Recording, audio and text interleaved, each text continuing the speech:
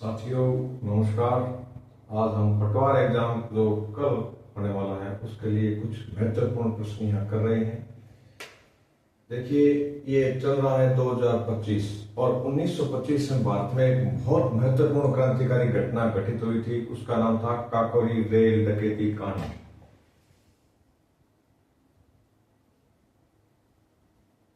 Kakori rail डकैती कांड। इसकी तारीख पूछी जा सकती है, वर्ष पूछा जा सकता है और किन क्रांतिकारियों को कहां कहां फांसी दी गई, कितनों को दी गई, कितने इसमें एक्यूज थे, इस प्रकार के प्रश्न आ सकते हैं। तो साथियों, ये घटना है 9 अगस्त 1925 की। जो लखनऊ से सहारनपुर जो ट्रेन जा रही थी, ट्रेन कहां जा रही थी? लखनऊ से सहारनपुर। उस ट्रेन में से सरकारी खजाने को लूटा, जिसमें 14 क्रांतिकारी थे। कुल कितने क्रांतिकारी थे?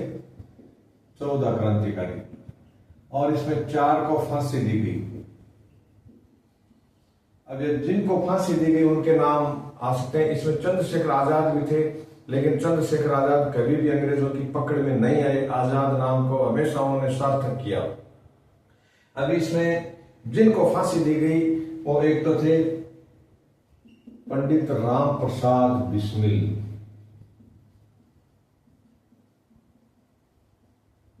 इनको गोरखपुर जेल में फांसी दी गई। दूसरे थे अशफाक उल्ला। अशफाक उल्ला को फैजाबाद में फांसी दी गई। फैजाबाद।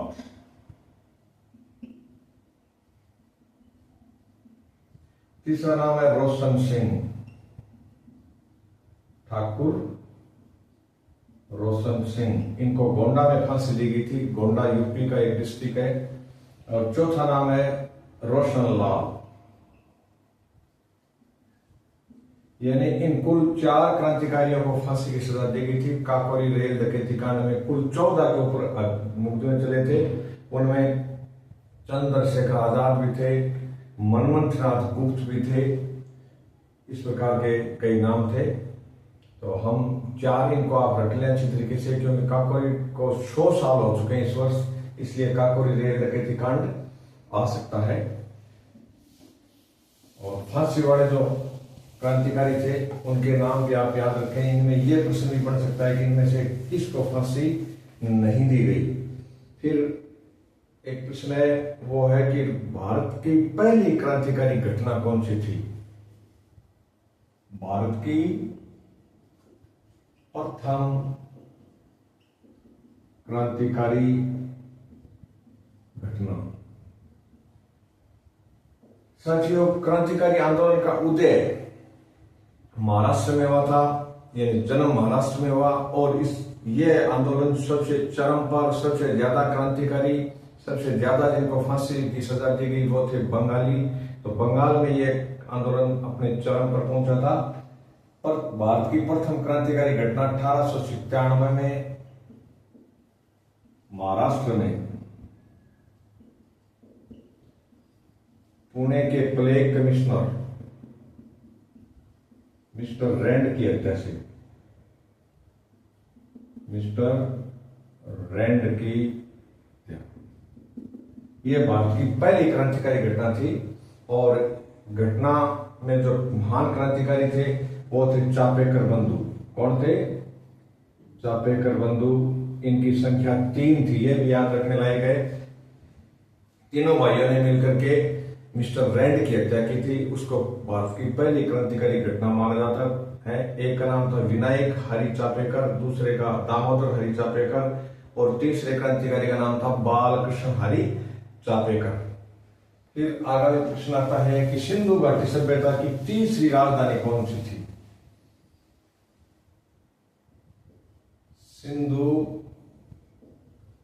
घाटी सभ्यता की 3rd राजधानी कौन सी थी? कालीबंगा। यानी पहली हड़प्पा थी, दूसरी मोहनजोदड़ो और तीसरी राजधानी किसको माना जाता है? कालीबंगा को। फिर आता है साथियों, राजस्थान के जो महान क्रांतिकारी थे उनको कहां कहां जेलों में रखा गया, ये 3-4 नाम हम याद रखेंगे। प्रताप सिंह बारठ, प्रताप सिंह बारठ, इनको यूपी की बरेली जेल में रखा गया और यहीं इनका निधन हुआ। बरेली जेल में डेथ हो गई थी। और फिर आता है अर्जुन लाल सेठी।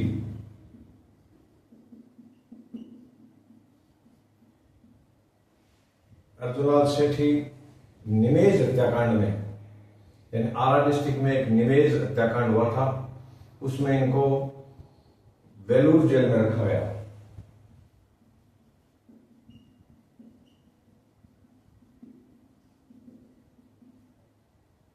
निमेज हत्याकांड के लिए, और उस जेल का नाम था वेलूर, जो तमिलनाडु में है। अभी एक प्रश्न कि लॉर्ड हॉर्डिंग बम कांड, जब भारत की राजधानी कोलकाता से दिल्ली लाई जा रही थी, उस समय भारत के वाइसराय लॉर्ड हॉर्डिंग को हाथी पर बैठा करके जुलूस निकाला जा रहा था, तो उनके ऊपर जो बम फेंका गया, उनमें एक मास्टर अनीचंद थे और उनके साथ राजस्थान के क्रांतिकारी थे, उनका नाम था जोरावर सिंह बारठ। जोरावर सिंह बारठ, ये लॉर्ड हॉर्डिंग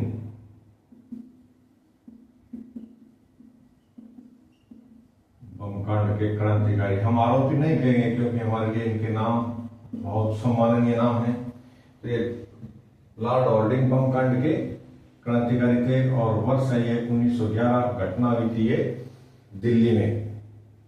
इसके बाद आगामी प्रश्न हम लेते हैं कि भारत के वो एकमात्र प्रधानमंत्री जो कभी भी लोकसभा के सदस्य नहीं बने, सारे बच्चे जानते हैं इसको। इसका जवाब है मनमोहन सिंह। मनमोहन सिंह एक्स-पीएम, सदैव राज्यसभा में रहे। और ये राजस्थान से भी राज्यसभा में जब लास्ट समय इनका राजस्थान में बीता, जो राजस्थान से राज्यसभा के सांसद थे, और पहले ये हमेशा असम से रहते थे। इन्होंने लोकसभा का एक चुनाव दक्षिण दिल्ली से लड़ा था, वो भी चुनाव ये हार गए थे। फिर आगामी प्रश्न है कि भारत की पहली प्रधानमंत्री या भारत के वो प्रधानमंत्री जो पहली बार राज्यसभा से चुन करके आए थे, वो नाम है साथियों इंदिरा गांधी। लेकिन इंदिरा गांधी बाद में कई बार अपने इससे लोकसभा में भी अलग अलग क्षेत्रों से चुनी गई थी। बरेली से, कभी रायबरेली से, कभी चिकमंगलुरु से, और कभी कर्नाटका का एक क्षेत्र जिसका मुझे नाम याद नहीं आ रहा, तो कई क्षेत्रों का उन्होंने प्रतिनिधित्व किया था। प्रथम पीएम जो राज्यसभा से चुना गया, वो नाम है साथियों इंदिरा गांधी। इंदिरा गांधी के नाम भारत की दूसरा लंबे कार्यकाल के प्रधानमंत्री का रिकॉर्ड भी है। और एक बहुत इंपॉर्टेंट प्रश्न है कि राज्यसभा में सबसे ज्यादा 29 महिलाएं किस पीएम के काल में रही?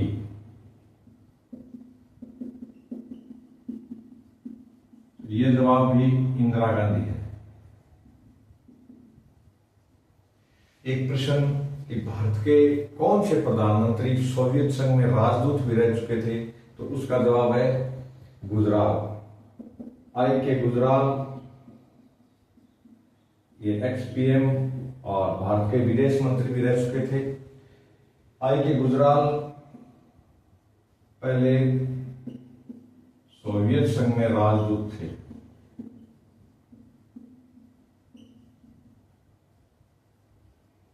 यानी ये 2 वर्ष है उनका, 1976 में वो राजदूत रहे थे वहां। और एक इनका इंटरेस्टिंग और भी प्रश्न है इंदिरा गांधी से मिलता जुलता कि ये 91 में पटना लोकसभा का चुनाव इन्होंने जीता था। वहां से ये इनके चुनाव को बाद में अनियमितताओं के आरोप में 93 में सुप्रीम कोर्ट ने खारिज कर दिया था, यानी अवैध कर दिया था। बाद में ये राज्यसभा में चुने गए और जब प्रधानमंत्री बने उस समय भी राज्यसभा के सदस्य थे। पीएम बनते समय राज्यसभा में थे। और एस.डी. देवेगौड़ा जब प्रधानमंत्री बने तो वो न तो लोकसभा के सदस्य थे और न ही राज्यसभा के सदस्य थे। प्रधानमंत्री बनने के बाद वो राज्यसभा में चुने गए थे और कुछ समय बाद उन्होंने हासन से लोकसभा का चुनाव भी जीत लिया था। बाद में कई बार लोकसभा में वो गए। प्रधानमंत्री बनते समय वो कर्नाटका के सीएम थे। अभी हम राष्ट्रपति शासन के बारे में चर्चा कर रहे हैं। सबसे ज्यादा राष्ट्रपति शासन किस राज्य में लगा? सबसे ज्यादा बार, टाइम ने वो पीरियड नहीं है, सबसे ज्यादा बार राष्ट्रपति शासन यानी 11 बार मणिपुर में लग चुका है। कहां लग चुका है? मणिपुर में। और सेकंड नंबर 10 बार कहां लगा है? यूपी में। मणिपुर में अभी भी राष्ट्रपति शासन चल रहा है क्योंकि वहां कुछ जातीय दंगे हुए थे। फिर आगामी प्रश्न है साथियों, नेहरू रिपोर्ट और इसके कितने सूत्र थे? इसका अध्यक्ष कौन था? इस प्रकार के प्रश्न इसमें आते हैं। तो नेहरू रिपोर्ट के देने वाली समिति के अध्यक्ष थे मोतीलाल नेहरू यानी M.L. नेहरू। और इस समिति ने संविधान बनाने के लिए 14 सूत्र दिए। संविधान के लिए कितने सूत्र दिए थे? 14 सूत्र। और इसका वर्ष है 1928। इस नेहरू समिति में 8 मेंबर थे, उनमें सुभाष चंद्र बोस भी एक मेंबर हुआ करते थे। फिर एक साथियों आगामी प्रश्न है कि राजस्थान का जो वो जिला जो क्षेत्रफल में सबसे बड़ा है वो है जैसलमेर। एक प्रश्न जो काफी बार आया हुआ है, आगे भी आ सकता है कि एक व्यक्ति को, जैसे एक आदमी मान लीजिए 6 फीट लंबा है, तो उसको अपना पूरा प्रतिबिंब देखने के लिए शीशे की लंबाई उसके सामने कितने फीट होनी चाहिए? तो इसका जवाब है यानी व्यक्ति की या किसी भी वस्तु का पूरा प्रतिबिंब देखने के लिए उसकी आधी लंबाई होनी चाहिए। मान लीजिए 6 फीट लंबा आदमी दर्पण में पूरा प्रतिबिंब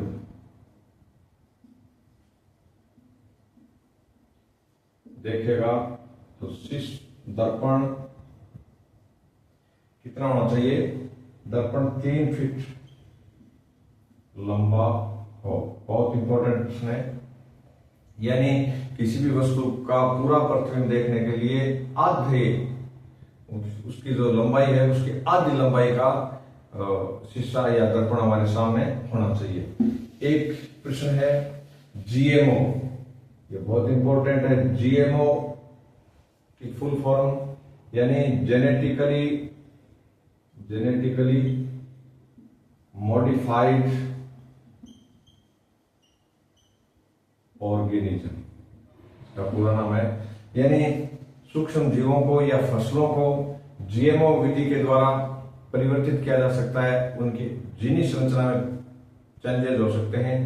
और भारत में जो जीएम फसल है वो है कपास।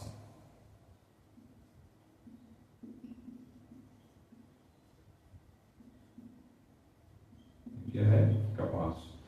एक बीमारी है पिंक वॉर्म, जिसको हिंदी में कहते हैं गुलाबी सुंडी। यह बीमारी किसकी है? यह बीमारी है कपास की। अमेरिकन कपास की खेती कहां की जाती है? कॉटन कॉम्प्लेक्स कहां है? यह प्रश्न भी राजस्थान के जीके के हैं। अमेरिकन कपास खेती गंगानगर में।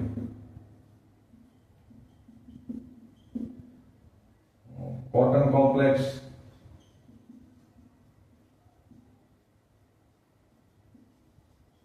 ये विश्व बैंक की सहायता से बनाया गया है, ये भी गंगानगर में है।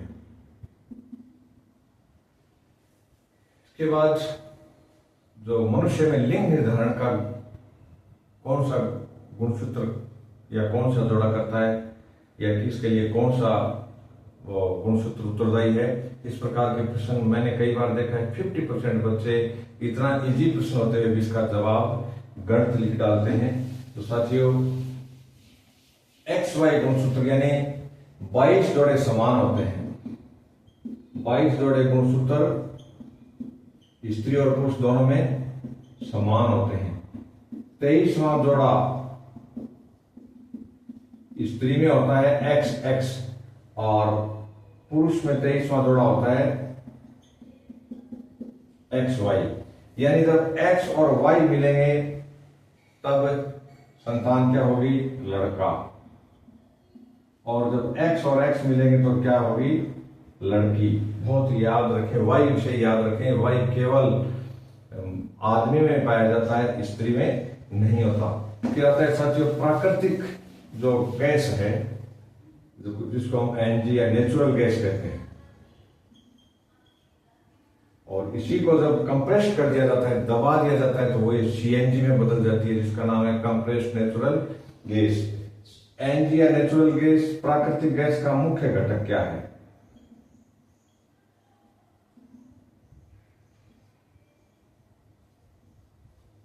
ये साथियों मीथेन, जिसका सूत्र होता है CH4। यानी इसमें कार्बन का एक परमाणु है, हाइड्रोजन के 4 परमाणु होते हैं। और दलदली खेतों से या चावल के खेतों से, दलदल से या धान के खेतों से ये मीथेन गैस निकलती है, CH4 गैस निकलती है। आगामी प्रश्न है अपना बेकेलाइट। एक पीवीसी का एक रूप है बेकेलाइट, जो थर्मोसेटिंग प्लास्टिक का उदाहरण है, यानी ताप को सहन कर सकता है बेकेलाइट। ये थर्मो सेटिंग प्लास्टिक का उदाहरण है।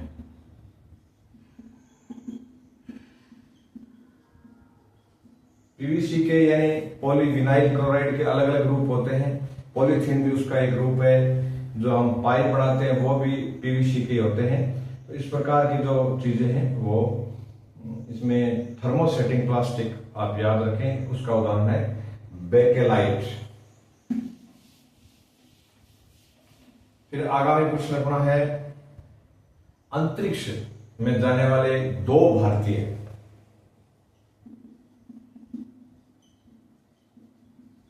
अंतरिक्ष में प्रथम भारतीय थे राकेश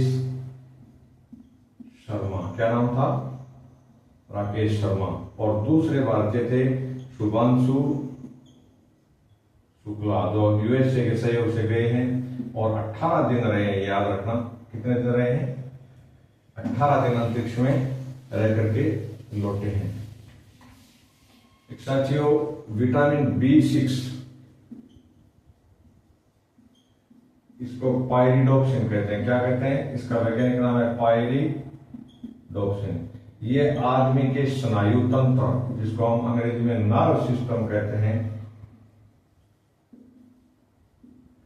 नर्व सिस्टम को मजबूत रखने का या एकदम सुचारू रूप से चलाने का काम कौन करता है? विटामिन B6 करता है। एक आगामी प्रश्न है भारतीय अंतरिक्ष कार्यक्रम के जनक। भारत में अंतरिक्ष कार्यक्रम के जनक ये है साथियों विक्रम अंबालाल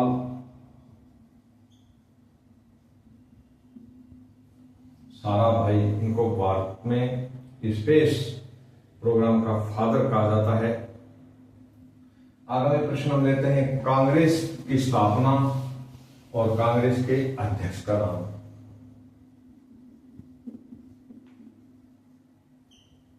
कांग्रेस की स्थापना दिसंबर 1885 में हुई थी। इसके संस्थापक थे ए.ओ. हुम यानी एलन एक्टेवियन हुम, जो एक आईसीएस अधिकारी थे, लेकिन कभी भी ये कांग्रेस के अध्यक्ष नहीं रहे। ए.ओ. हुम इसके संस्थापक थे, जो इसके सचिव रहे। संस्थापक के साथ साथ वो सचिव जरूर रहे थे, कांग्रेस के सेक्रेटरी रहे थे, लेकिन अध्यक्ष कभी नहीं रहे। कांग्रेस का पहला अध्यक्ष, पहला अधिवेशन, दूसरा अध्यक्ष, दूसरा अधिवेशन और तीसरा अध्यक्ष और अधिवेशन। तो पहला अधिवेशन हुआ था मुंबई में। कहाँ? मुंबई में। जबकि प्रस्तावित यह कहाँ था? पुणे में। प्रस्तावित पुणे में था, और पुणे में उस समय प्लेग फैल गया था। प्लेग फैलने की वजह से पुणे में अधिवेशन नहीं करके और मुंबई में किया गया, और मुंबई में कांग्रेस की स्थापना हुई थी 1885 में। हमेशा इसके अधिवेशन दिसंबर में होते हैं, ये याद रखें। पुणे में प्रस्तावित था, और इसके पहले अध्यक्ष थे डब्ल्यू.सी. बनर्जी यानी वोमेश चंद्र बनर्जी इसके पहले अध्यक्ष थे। और बहुत अच्छे तरीके से याद रह जाएगा कि पहला अध्यक्ष हिंदू, दूसरा अध्यक्ष पारसी, तीसरा अध्यक्ष मोहम्मदन यानी मुस्लिम, और चौथा अध्यक्ष एक यूरोपियन था। तो ये 4 अध्यक्ष आप याद रखें। दूसरा अधिवेशन हुआ था साथियों कोलकाता में, यानी उस समय भारत के 3 प्रेसिडेंसी नगर थे। मुंबई प्रेसिडेंसी थी अंग्रेजों की, कोलकाता एक प्रेसिडेंसी थी, और मद्रास भी एक प्रेसिडेंसी नगर था। तीनों में ही भारत में सब पहली बार विश्वविद्यालय खोले गए थे 1857 के समय, और तीनों में ही कांग्रेस के क्रमशः अधिवेशन हुए थे। दूसरा अधिवेशन कोलकाता में हुआ 1886 और ये 1885 में। इसके अध्यक्ष थे दादा भाई नौरोजी। दादा भाई नौरोजी एक पारसी थे, धर्म इनका पारसी था, मुंबई के थे, और नौरोजी को grand old man of India कहा जाता है। नौरोजी का एक बहुत बड़ा योगदान है कि इन्होंने भारत की जो राष्ट्रीय आय का सबसे पहले आकलन किया था। ये मूलतः एक अर्थशास्त्री थे। ब्रिटेन की संसद में भी पहले भारतीय सदस्य के रूप में दादा भाई नौरोजी फिंसबरी नामक सीट से चुनाव जीत करके पहुंचे थे। इनकी किताब का नाम है poverty and un British rule in India, और इन्होंने भारत की आय 1867 में 20 रुपये, कितने थे? मात्र 20 रुपये वार्षिक निर्धारित की थी। और फिर तीसरा अधिवेशन हुआ है साथियों मद्रास में, और इस अधिवेशन के अध्यक्ष थे बदरुद्दीन तैयब जी। कौन थे? बदरुद्दीन तैयब जी। तय से तीसरा याद रखें, तय से तीसरा अध्यक्ष। फिर चौथा अधिवेशन हुआ था साथियों इलाहाबाद में, और इसके अध्यक्ष थे जॉर्ज यूले, यानी जॉर्ज यूले एक यूरोपियन व्यक्ति थे। कई बार ये प्रश्न भी आता है कि कांग्रेस के प्रथम यूरोपियन अध्यक्ष का नाम, तो ज्यादातर बच्चे जवाब देते हैं ए.ओ. हुम, जबकि ए.ओ. हुम कभी भी कांग्रेस के अध्यक्ष नहीं रहे। इसका जवाब देना है अपने को जॉर्ज यूले। फिर आगामी प्रश्न है कि राजस्थान का वेलोर किस दुर्ग को कहा जाता है? राजस्थान का वेलोर, ये है साथियों भैंसरोडगढ़। कौन सा दुर्ग है? भैंसरोडगढ़। और राजस्थान का जिब्राल्टर, ये कौन सा दुर्ग है? जिब्राल्टर। ये है तारागढ़, अजमेर। इसका दूसरा नाम गढ़ बीटली भी है, यानी गढ़ बीटली दुर्ग। और राजस्थान का जिब्राल्टर, ये सारे नाम तारागढ़ के हैं। तारागढ़ नाम के 2 किले हैं राजस्थान में, एक बूंदी में है और दूसरा तारागढ़ अजमेर में है। दोनों ही पहाड़ी किले हैं, यानी गिरी दुर्ग हैं। और ये नामकरण किसने किया था साथियों? ये नाम देने वाले व्यक्ति थे बिशप हेबर। बिशप हेबर ने तारागढ़ दुर्ग को राजस्थान का जिब्राल्टर कहा था। फिर आगामी प्रश्न हम लेते हैं कि राजस्थान में सबसे कम सीमा अंतर्राष्ट्रीय सीमा किस जिले की पाकिस्तान से लगती है? तो सबसे कम अंतर्राष्ट्रीय सीमा वाला जिला पाक सीमा फलौदी की लगती है। किसकी है? फलौदी की। फलौदी याद रखें, जोधपुर को तोड़ करके बनाया गया था। जोधपुर की एक तहसील थी। फलवर्धिनी देवी के लिए शहर विख्यात था, लेकिन इसकी एक और विशेषता है कि इसका कुछ क्षेत्र जो है वो जैसलमेर से भी काटा गया था। तो इसलिए क्योंकि पहले जोधपुर की सीमा पाकिस्तान की नहीं लगती थी, लेकिन फलौदी की लगने का कारण यह है कि जैसलमेर का कुछ क्षेत्र फलौदी में दे दिया गया। और 5 जिले हैं अंतर्राष्ट्रीय सीमा पर। कितने जिले हैं? पाक की सीमा पर 5 जिले हैं, उनमें और कुल सीमा है साथियों 1070 किलोमीटर। कितनी है लंबी है पाकिस्तान की सीमा? 1070 किलोमीटर। अनूपगढ़ को जो जिला बनाया था वो भी पाकिस्तान से टच होता था, लेकिन उसको वापस तोड़ दिया गया है। अभी राजस्थान में 41 जिले रखे गए हैं। धन्यवाद। आगामी वीडियो में हम गणित के और विज्ञान के कुछ इंपॉर्टेंट क्वेश्चन, कुछ कर्ट के इंपॉर्टेंट क्वेश्चन करेंगे।